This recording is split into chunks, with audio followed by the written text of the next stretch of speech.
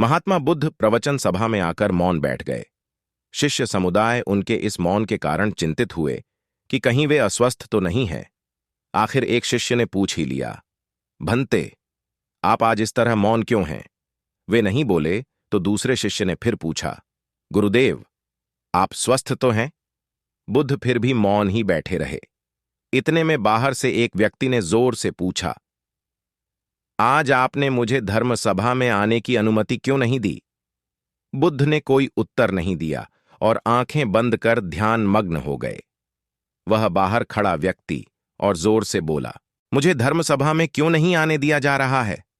धर्म सभा में बैठे बुद्ध के शिष्यों में से एक ने उसका समर्थन करते हुए कहा, भंते, उसे धर्म सभा में आने की अनुमति प्रदान कीजिए।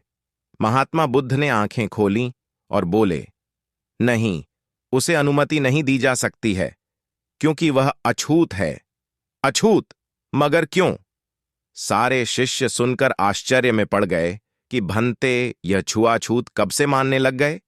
महात्मा बुद्ध ने शिष्य समुदाय के मन के भावों को ताड़ते हुए कहा, हां, वह अछूत है। वह आज अपनी पत्नी से लड़कर आया है। क्रोध से जीवन की शांति भंग होती है।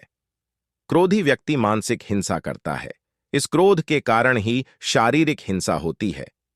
क्रोध करने वाला अछूत होता है क्योंकि उसकी विचार तरंगें दूसरों को भी प्रभावित करती हैं। उसे आज धर्म सभा से बाहर ही रहना चाहिए। उसे वहां खड़े रहकर पश्चाताप की अग्नि में तपकर शुद्ध होना चाहिए। शिष्यगण समझ गए कि अस्पृश्यता क्या है और अछूत कौन है। उस व्यक्ति को भी बहुत पश्चाताप हुआ। उसने कभी भी क्रोध न करने का प्रण लिया। बुद्ध ने उसे धर्म सभा में आने की अनुमति प्रदान की।